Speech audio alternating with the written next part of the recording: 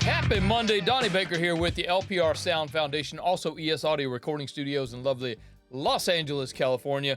Hope everybody is well. Hey, today I want to talk to you real quick about how I kind of work with my analog consoles in both my studios and using that with digital DAW, digital world. We're calling this analog console in a digital world. So if you guys are ready to go, let's go take a look at this real quick. I'll come back and talk to you in a little bit, and I really want to talk to you about what's coming up for next month, because this is all running into what we're going to be doing for next month. So if you guys are ready to go, let's get over there and let me show you some stuff.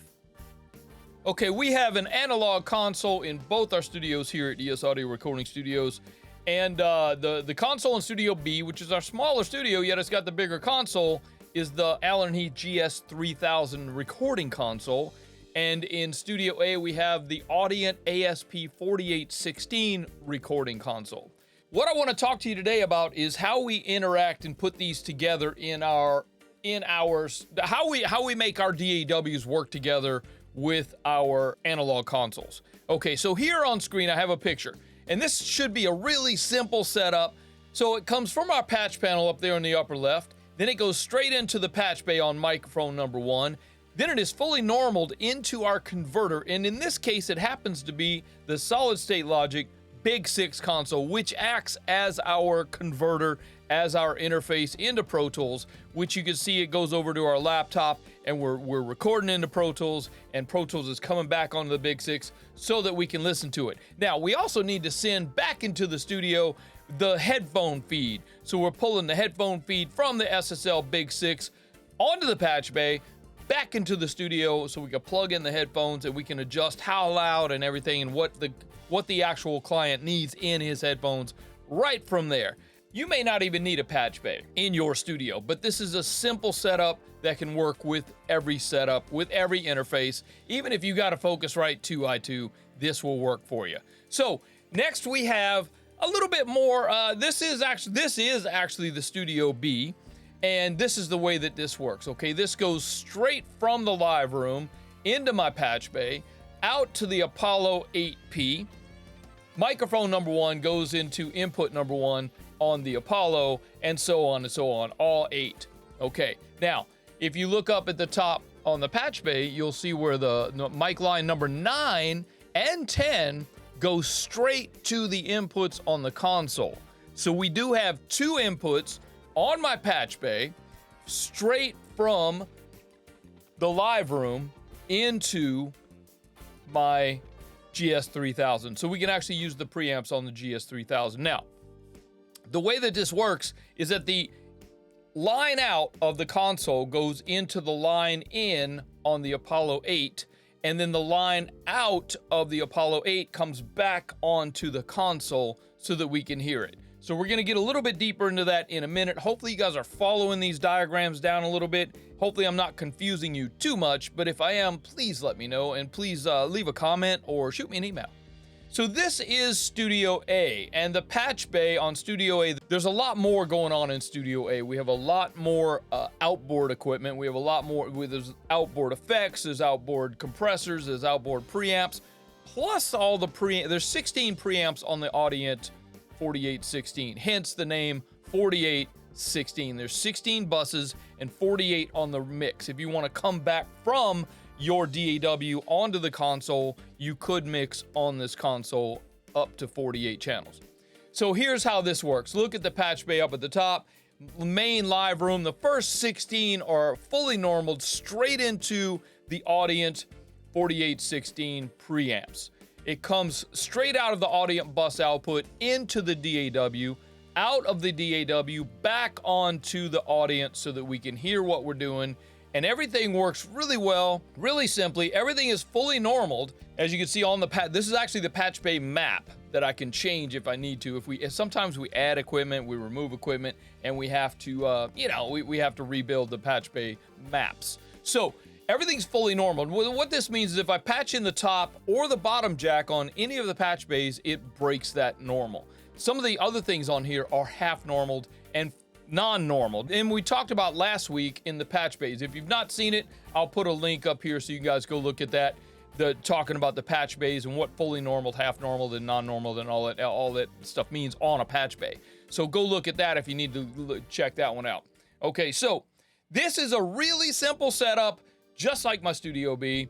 This is how it works in Studio B. There's actually a picture of Studio B. It comes direct into the DAW. The microphones come direct into the DAW. And so I don't have to patch anything. I don't have to set anything up. I actually don't even use the console if we just have a rapper or we just have a vocalist or we're just doing a guitar overdub. We don't really need the console for these things. Okay, but if I do want to mix on the console, I have two Apollo 16s behind the desk. We don't need to look at these things. All they do is provide inputs and outputs from the DAW so that I can output the DAW onto the console so that we can mix on the console. When we do a fully analog mix, we'll run through these and the outputs come to the inputs of the console so that we can mix on the console. Now, we're gonna get way deep into this next month. Next month is mixing and mastering month, and we're gonna discuss mixing in the box, we're gonna discuss mixing strictly on the console, and we're also gonna discuss what is probably the normal, a hybrid mix. Now we're using the best of both. We're in the box, yet we're monitoring on the console. We can insert things on the console. We can insert things from the computer. This is the way that I like to work. I like to work in a hybrid setting where I can use my favorite plugins, but I can also use my favorite outboard compressor or my favorite outboard reverb unit, what have you. This is a screenshot of the Universal Audio Apollo console. Now, what console is the software bridge between the Apollos and any DAW that you're using. This is how you would set these things up. And these things are really versatile. You can save settings, you can move things around, you can change IOs, you can have different settings for different situations. This thing makes life awesome because we do a lot of different setups. We do a lot of different settings. Depending on the producer, depending on the engineer, we do different setups. The UAD Apollo console bridge, this is the console settings page where we can save different settings. We can save hardware settings, we can save display settings, we can save IO settings. This is just one of the easier ways to be able to do these things. Now, we do have a track sheet that we fill out for every session that we do. I've had to make it a selection on my track sheet to remember to set up and to recall which setting on the Apollo that I need to, depending on what we're doing. If we're fully analog, if we're using some of the 8P, if we're using strictly in the box. I have a Townsend drum session setup mode that we do in Studio A a lot because we've got some Townsend mics that we set up. Also, I have the VSX mix mode for when I'm mixing. I just select that, and that will remind me to set the settings on the UAD console when it comes time to set everything up and set up the sessions and get ready to go. So hopefully this is making sense for you. And like I said earlier, if you do have any questions, comments, or concerns, please reach out. I'm here for you. If you need some clarification on any of this, we're going to be talking a lot more about this next month when we talk about mixing and mastering month, because all of this is leading up to mixing and mastering in the box, on the console, hybrid, stem mix, multi-track mix. All of that is coming next month, so get ready. We will talk to you guys about that in a few weeks. Hey, hopefully you guys got something out of that. I know it was quick. I know it was really simple, but I wanted to keep this simple because next month we're going to get a lot deeper into all of this stuff that we're talking about today. How we actually interact with our DAWs and our analog consoles. How we put them together. How we make this happen. We do it all these different ways. Like that last slide I showed you, I had like 6 different setups that we save. And there's more. There's actually more. So we're going to talk a lot more about that next month when we get into our mixing and mastering month. July is mixing and mastering month. So hopefully you guys are ready for that, because I'm excited. I'm excited about that. This is what I do most. I'm mostly the mix engineer around here. That's mostly what I do is mix. I do some recording, but mostly mixing and mastering. So hopefully you're ready for that. Next week, I'm going to talk to you a little. We're going to dive a little bit deeper into the headphone system next week because they operate differently. We have two different systems in Studio A and in Studio B. Plus, they can be run analog. So I don't want to get too crazy with it, but I do want to spend an entire episode just talking about the foldback system or the headphone system because they all work a little bit different. We all need them. We all have them. We have to do it. But I want to spend some time talking about it. So hopefully you guys are excited about the foldback system as I am now. Hopefully you're excited about mixing and mastering month, man. I do want to remind you that I have the Patch Bay mapping exercise available for you. Go to learnprorecording.com/Patch Bay. Get that 100% free, absolutely free. It's going to help you understand.